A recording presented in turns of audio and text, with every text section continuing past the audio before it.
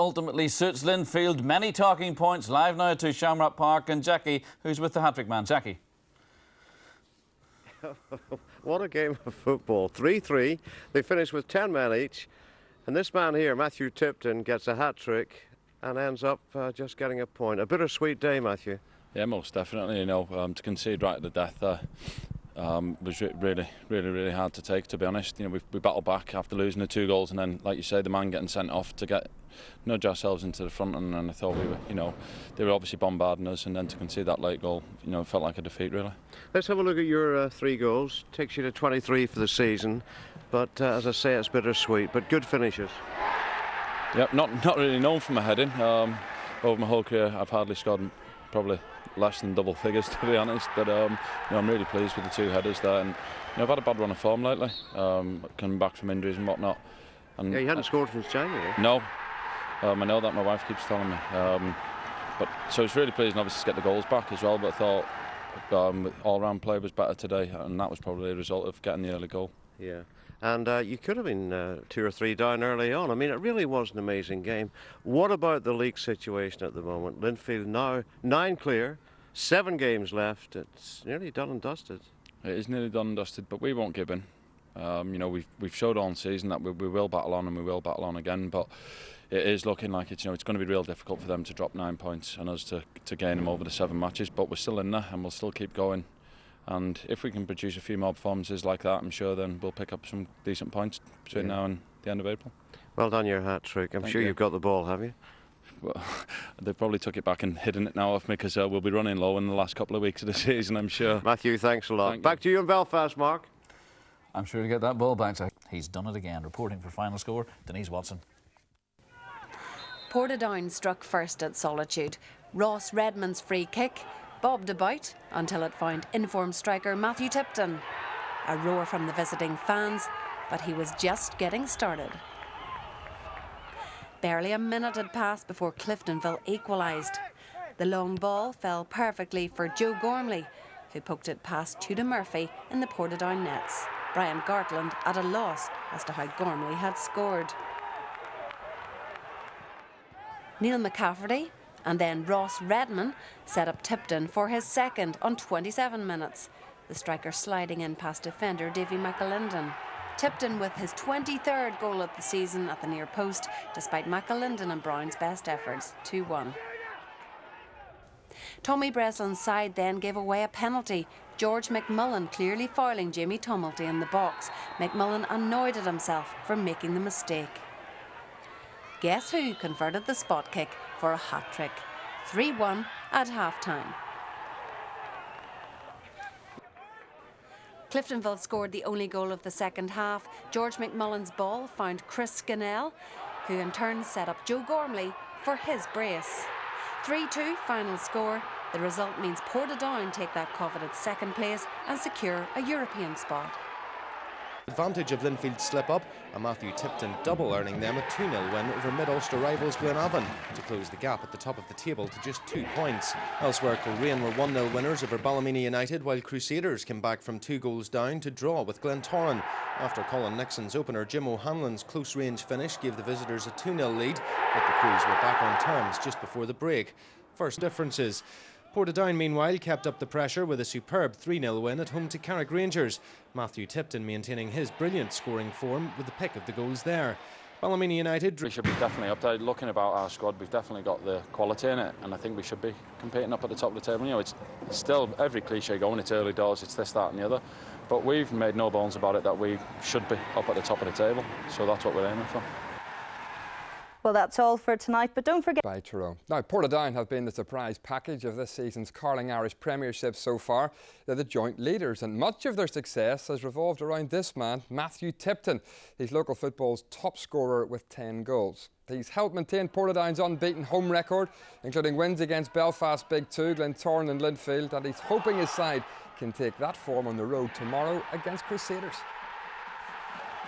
I'll always kind of analyse the way that I'm playing and look at ways that maybe that I can maybe get more goals. You know, I'm greedy for goals, and everybody knows that, and the boys will rib me about in the dressing room and stuff. But I don't hide the fact that, you know, I want to score every game.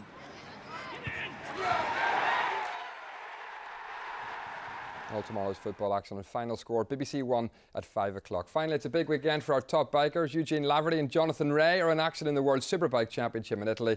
Michael Laverty and Alistair Seeley have crucial races in the British Championship at Silverstone. All very busy, very busy. Very busy as always. Now, for some people, the phrase culture night sounds like boring elitism. But when the programme includes a fun fur-covered car, which doubles as a mini cinema, and a fiddle-playing clergyman, we're promised a night that will be far from dull.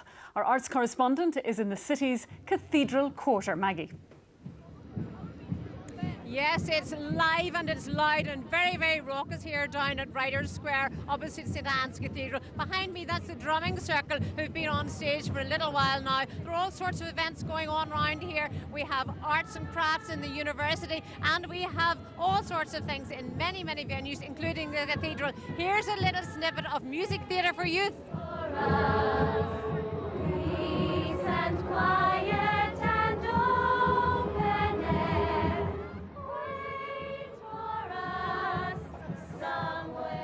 Well, we'll hear a little bit more of them later, but over here I think we can talk to the organiser of this one-night festival. Adam, it's been quite a job getting this organised. Yeah, I can't quite believe it's here, to be honest. It's been a long slog. There's about 160, 170 events in a 6-hour period. I've never done anything quite like it before. It's crazy.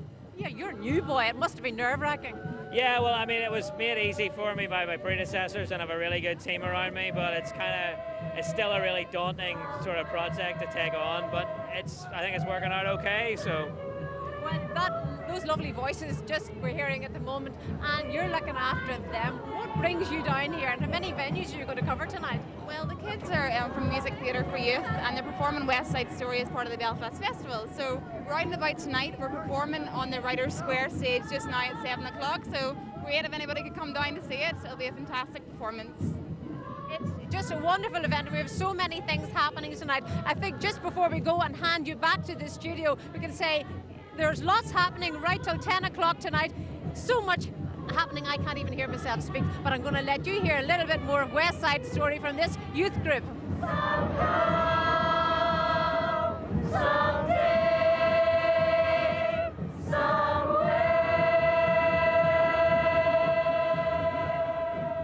It may be noisy, but a talented bunch of people displaying their bits and pieces there at Belfast Cathedral Quarter Festival. Now let's see what the weather has in store for us. Angie Phillips has been looking at her charts and she's now here in the studio. Angie. Yes, hello Donna. Well, today of course is the autumn equinox. Day and night more or less equal in length, but from now on the days are going to be noticeably shorter. We don't like that news, do we? And the weekend, well, there's nothing equal about it either. It is going to be a weekend of two halves. The first half actually isn't looking too bad at all. It's the second half that's not looking too cheery at all. Rain and bottom of the table, Lisburn Distillery almost caused the shock of the night. They went 1-0 up against league leaders Linfield, but substitute Peter Thompson made an immediate impact off the bench, securing a point. Second place Portadown failed to take advantage though, despite leading twice. Paul Owens equalised initially through this fine finish after Kevin Braniff had given Ronnie McFall side the lead, before Matthew Tipton pounced to put the Ports ahead once again. But as time ticked down, Anto Lagan rescued a point in the final minute of the game to continue their revival under caretaker manager Michael Hughes. Matthew Tipton is the home side's top scorer, and he's been getting inspiration from a close personal source. Good boy, Ewan. Portadown striker Matthew Tipton watches 9-year-old son George in action ahead of a crucial game against fellow Europa League hopefuls Coleraine. Leaders Linfield are 12 clear.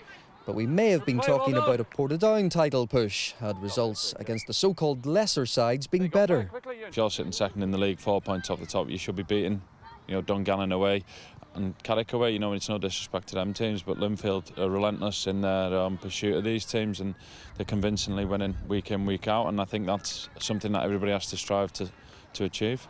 Tipton has 20 league goals this season.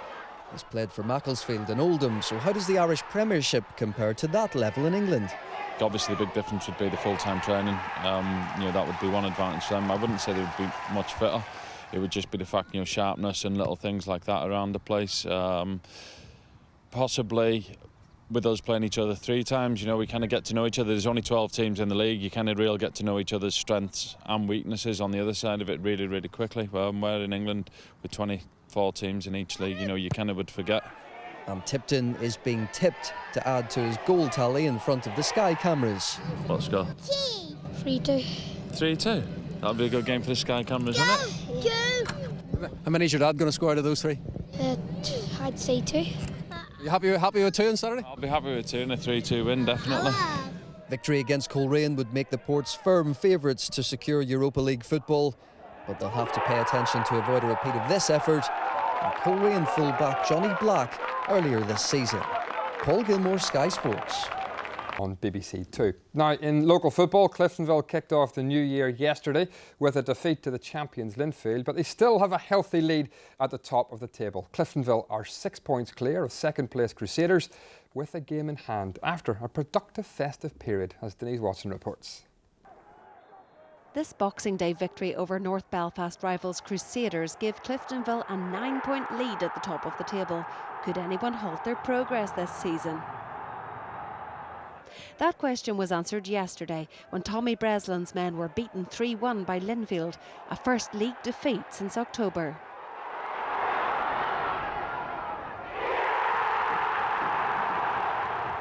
Matthew Tipton has been instrumental in the Blues' recent league wins. He scored twice in the game. The players themselves deserve great credit.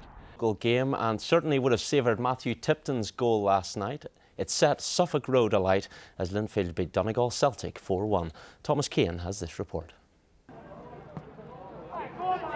There were 5 goals in this game, but one moment in particular stood out on a damp, cold night in West Belfast. Everybody wants to beat us. We're up there to be shot at, you know, and the reigning champions, and obviously we're not doing it this season, so other teams will maybe think they can get a scalp and take points off us, and we now have to show the desire to win every match from now to the end of the season. Linfield took the lead after just 4 minutes of the game at Windsor Park. Peter Thompson scored what turned out to be the decisive goal. Very well said, Jackie Fullerton. Thank you very much to Jackie. Now, David Jeffrey's mantra of late has been keep winning and maybe, just maybe, we'll be able to reel in Cliftonville. Well, today the Reds got off the hook as Ballymena shared the catch. Your match commentator at Windsor Park, Thomas Kane. Niall Quinn, options in the middle, goes low, but Tipton can't hit the target. That's good play. Liggett. And that's a comfortable enough stop for Glendenning. Still Mulgrew, nice turn from the midfielder. Has Tipton inside, and Tipton scores at the second attempt. It's his 9th goal of the season. Tipton's first effort was blocked, but at the second time of asking, he made no mistake from close range. Today on commentary, it's Jackie Fullerton. McAllister, it's a great ball to find Tipton. He could be in here. He is in here. So cool. Good finish. Another for Matthew Tipton, his 4th in 4 games. Mulgrew, oh, that was nearly a good ball. Oh, they've given it away. Carville, down he goes. That's a penalty. Brian McCall has scored 4 penalties this season. He's now scored 5. His 12th goal of the season. Linfield's leading marksman this season. Very cool. He just rolled it, didn't he? Into the corner. Black threads it through Carville. It's a lovely ball. The flag stays down. It's 3-0. 2 for Tipton. He is back. And how? It's a good run. It's not a bad ball. It finds Scullion. Curtis Allen. 3-1. Our Coleraine on the way back. Here's McAllister. Oh, he's hit it well. He's hit it so well. Right into the corner.